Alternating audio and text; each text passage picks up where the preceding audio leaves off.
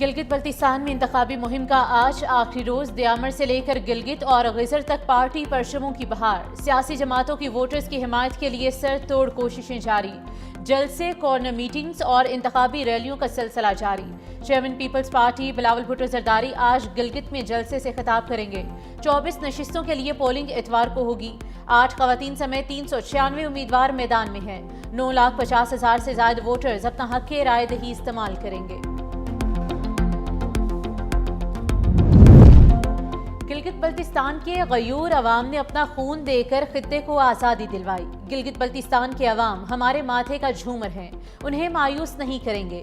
लीगी रहनुमा ख्वाजा साद रफीक का गिलगित में इंतखाबी जलसे से खिताब। कहा, गिलगित के अवाम के दरमियान खुद को पाकर खुश नसीब महसूस कर रहा हूँ। यहाँ के अवाम ने हमेशा अफवाज पाकिस्तान का साथ दिया। हम इलाके की महरूमियाँ दूर करेंगे। सियासत दौलत का नाम नहीं, खिदमत का नाम है। खुर्रम दस्तगीर ने कहा कि आलमी दबाव के बावजूद नवाज शरीफ ने मुल्क को एटमी कुव्वत बनाया। हम उन्हें इस इलाके की तरक्की के ज़ामिन हैं। मुस्लिम लीग नून गिलगित बल्तिस्तान के मुतालबे पूरे करने की अहल है। गिलगित बल्तिस्तान समेत पूरे मुल्क में तरक्याती मंसूबों से अवाम के मयार जिंदगी को बेहतर बनाया। बिलावल भुट्टो जरदारी की तरजीह अवाम है। वो जब भी गिलगित बल्तिस्तान की बात करते हैं तो सिर्फ सियासत की बात नहीं करते, वो आपके मुस्तकबिल की बात करते हैं, आपके बच्चों की तालीम की बात करते हैं, आपके रोजगार की बात करते हैं। आज मैं आपको ये यकीन दिलाए आई हूँ, पाकिस्तान पीपल्स पार्टी आपको कभी अकेले नहीं छोड़ेगी। पाकिस्तान पीपल्स पार्टी आपको कभी अकेला नहीं छोड़ेगी। हम हर मुश्किल वक्त में अवाम के साथ थे और साथ रहेंगे। रुकने कौमी असम्बली खातून अव्वल आसिफा भुट्टो जरदारी का गिलगित बल्तिस्तान के अवाम के नाम पैगाम। कहा, पीपल्स पार्टी सिर्फ एक जमात नहीं बल्कि एक तहरीक, एक सोच और भुट्टो शहीद का वादा है। 7 जून को अपने घरों से निकलें और तीर के निशान पर मोहर लगाएं।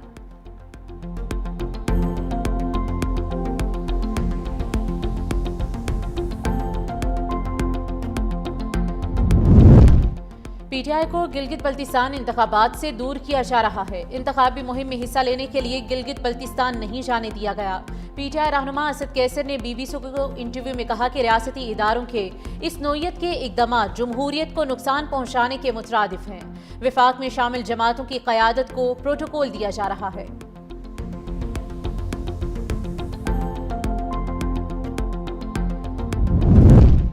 वज़ीर आज़म ने कमर्शियल कोर्ट्स के क़याम के लिए कानून साजी के हवाले से कमेटी तश्कील दे दी। वफाकी वज़ीर कानून और इंसाफ आज़म नज़ीर तारिक की सरबराही में 8 रुकनी कमेटी कानून साजी के लिए मुसविदा तैयार करेगी। कमेटी में अटॉर्नी जनरल मंसूर उस्मान और वज़ीर ममलिकत ख़जाना बिलाल अज़रकियानी शामिल होंगे, जबकि वफाकी सेक्रेटरी कानून भी कमेटी के रुकन होंगे। कमेटी 45 रोज़ में अपनी रिपोर्ट वज़ीर आज़म को पेश करेगी।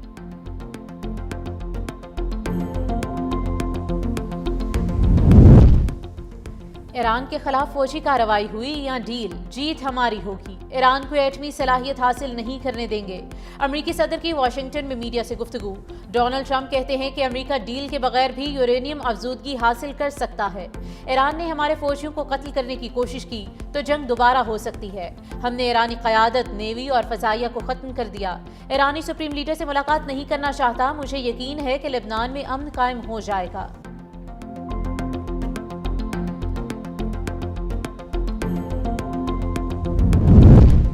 ईरान जंग नहीं चाहता, ताहम अगर उस पर कोई जारहियत मुसल्लत की गई तो वो अपने दिफा में भरपूर जवाब देगा।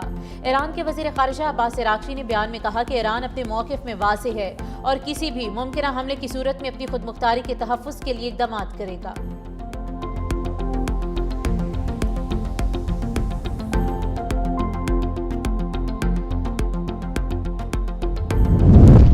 बिश्केक में पाकिस्तान और ईरानी वज़राए दाखिला की 24 घंटे में दूसरी मुलाकात। मोहसिन नकवी और सिकंदर मोमिनी के दरमियान पाक ईरान ताल्लुकात।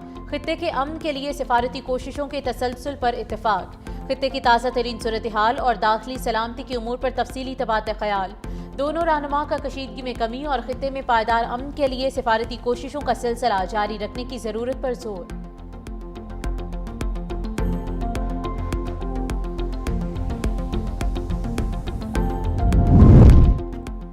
اسرائیل کی لبنان میں جنگ بندی کی خلاف ورزیاں جاری۔ جنوبی لبنان کے شہر نبتیا میں فضائی حملوں میں ایک شخص جاں بحق، متعدد افراد زخمی۔ حبوش روڈ پر ڈرون حملے میں موٹر سائیکل سوار زخمی۔ لبنانی وزارت صحت کے مطابق گزشتہ 24 گھنٹوں میں اسرائیلی حملوں میں 8 افراد جاں بحق ہوئے، 3 بچے اور 2 خواتین بھی شامل۔ جنوبی لبنان میں حزب اللہ نے اینٹی ٹینک میزائل حملے میں ایک اسرائیلی فوجی بھی ہلاک کیا۔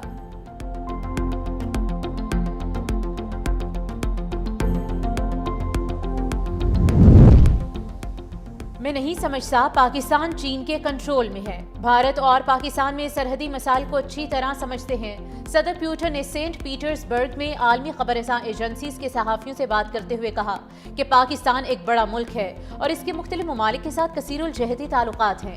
اسے چین کے ساتھ اپنے تعاون کو ذہن میں رکھنا ہوگا۔ ہر کوئی چین کے ساتھ تعلقات استوار کر رہا ہے۔ انڈیا روس کا قابل اعتماد شراکت دار ہے۔ انڈیا اور چین کے تعلقات انتہائی حساس ہیں۔ اس میں مداخلت کرنا اچھا خیال نہیں۔ ہمیں کسی کے ساتھ تعاون کرنے میں کوئی حرج نہیں، چاہے وہ انڈیا ہو یا چین ہو۔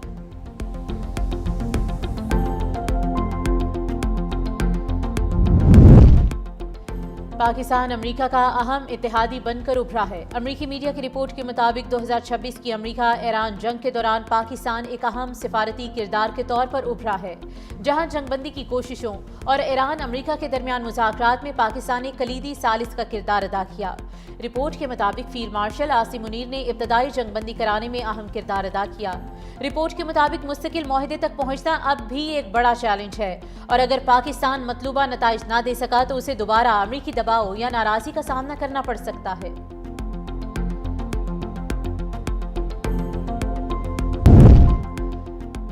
آزاد جموں کشمیر میں عام انتخابات 27 جولائی کو ہوں گے۔ چیف الیکشن کمشنر جسٹس مصطفیٰ مغل کہتے ہیں کہ کاغذات نامزدگی 9 جون سے وصول کیے جائیں گے۔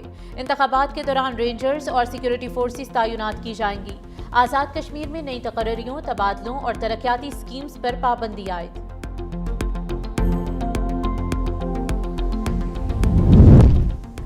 پاکستانی معیشت کے لیے مثبت پیش رفت، تجارتی خسارے میں 39% نمایاں کمی۔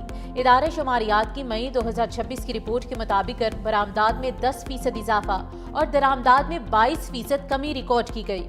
مشیر خزانہ خرم شہزاد کے مطابق آئی ٹی برآمدات اور ترسیلات زر میں مسلسل اضافہ جاری۔ روشن ڈیجیٹل اکاؤنٹ کے ذریعے آنے والے فنڈز میں بھی بہتری کا رجحان ہے۔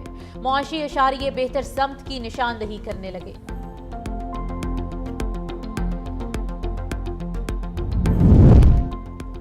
پاکستان کی معاشی بحالی کے سفر میں نمایاں پیش رفت، ملک کی معاشی ترقی کی شرح 3.7% تک پہنچ گئی۔ معیشت کا حجم بڑھ کر $452 ارب ہو گیا۔ صنعتی پیداوار میں 6.5% اضافہ ریکارڈ۔ مالی خسارہ کم ہو کر 0.7% رہ گیا۔ حکومتی آمدنی اخراجات سے بڑھ گئی۔ قرضوں کی قبل از وقت ادائیگی میں 4 ٹریلین کی کمی۔ زر مبادلہ کے ذخائر $17 ارب سے تجاوز کر گئے۔ 4 سال بعد $500 ملین کا یورو بانڈ کامیابی سے جاری۔ کمپنیز کی ریکارڈ رجسٹریشن کے باعث سرمایہ کاروں کے اعتماد میں اضافہ۔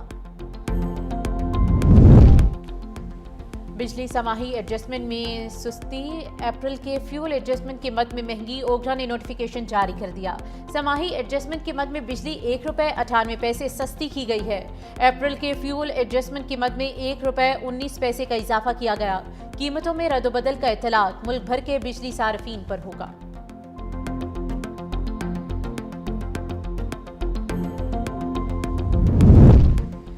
جوڈیشل کمیشن کا اجلاس 11 جون کو طلب۔ چیف جسٹس پاکستان یحییٰ آفریدی جوڈیشل کمیشن اجلاس کی صدارت کریں گے۔ اجلاس میں جوڈیشل کمیشن رولز کی منظوری کا معاملہ زیر غور آئے گا۔ جسٹس عامر فاروق کی سربراہی میں 5 رکنی رولز میکنگ کمیٹی تشکیل دی گئی تھی۔ کمیٹی رولز کی تشکیل سے متعلق اپنی تجاویز مرتب کر چکی ہے۔ رولز میں ججز کے امیدواروں کے انٹرویوز کے لیے کمیٹی کی تشکیل دینے کی تجویز بھی ہے۔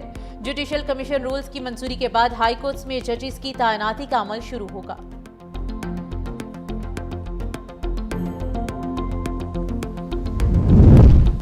پنجاب میں پلاسٹک کے مکمل خاتمہ کریں گے۔ عوام زیادہ سے زیادہ شجرکاری اور قدرتی وسائل کا تحفظ کریں۔ وزیر اعلیٰ پنجاب مریم نواز کا ماحولیاتی عالمی دن پر خصوصی پیغام۔ وزیر اعلیٰ پنجاب کا لاہور سمیت صوبے بھر میں ماحولیاتی بہتری پر اظہار اطمینان، غیر معیاری پلاسٹک بیگز کے خلاف قانونی کارروائی جاری رکھنے کی ہدایت، اسموک کے تدارک اور فضائی آلودگی میں کمی کے لیے جدید اقدامات، وزیر اعلیٰ پنجاب کا ایئر کوالٹی فورکاسٹ سسٹم اور انوائرمنٹ آبزرویٹری منصوبے پر پیش رفت کا اعلان۔